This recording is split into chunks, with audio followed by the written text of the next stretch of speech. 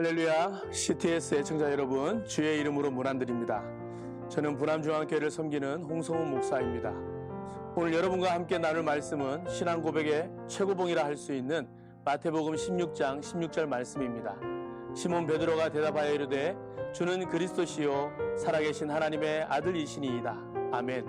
이 시간에 반석 위에 세워진 교회의 핵심 가치라는 제목으로 은혜를 나누고자 합니다. 여러분은 반석과 같은 이 고백 위에 세워진 교회로서 어떤 핵심 가치를 두고 살아가고 있습니까? 저는 부교육자로 사역할 때 이렇게 기도한 적이 있습니다.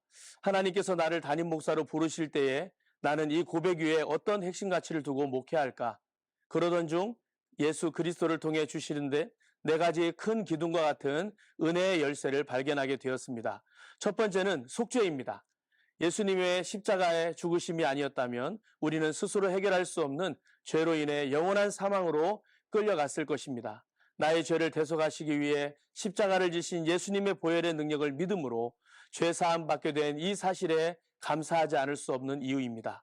두 번째로는 의인입니다. 죄 사함을 받고 예수님의 의의 부활을 믿는 자를 하나님은 예수 그리스도 안에서 의인으로 불러주십니다. 거룩한 자로 불러주신 그 은혜로 말미암아 그리스도인이라는 새로운 의의 이름을 가진 자가 되었으니 의인의 삶으로 몸부림치며 전진해 나갈 수 있게 되었습니다. 세 번째는 자녀입니다. 거룩하신 하나님을 아버지로 고백하고 그의 자녀로 하나님을 찬양하며 그 이름을 부르며 주의 영광으로 충만한 예배자로 불러주셨습니다. 영적으로 고하였던 우리를 영원하신 하나님의 자녀로 삼으시고 그 무엇도 이 관계를 끊을 수 없음을 선언하셨습니다. 이제 죄의 종이 아닌 하나님의 자녀답게 살아가는 것은 즐겁고 행복한 일이 되었습니다. 네 번째로 유업입니다.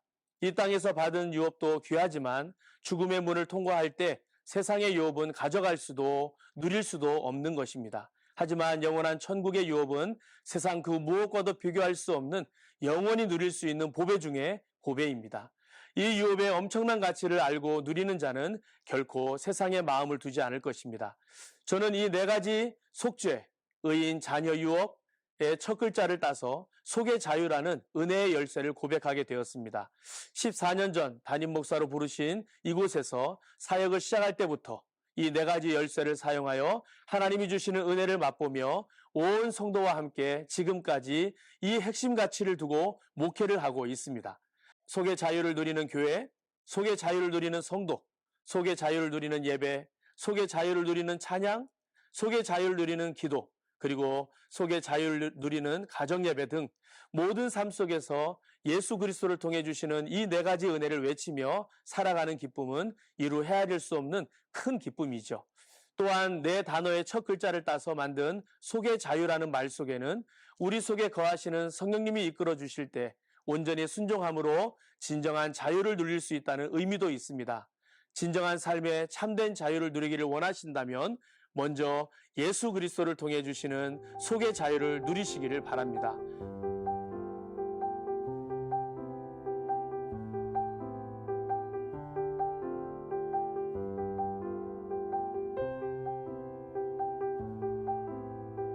주는 그리스도시요 살아계신 하나님의 아들이십니다. 라는 반석 위에 마음껏 누리는 속의 자유로 인해 여러분의 보여지는 삶 역시 말씀 안에서 참 자유를 누리게 될 것입니다.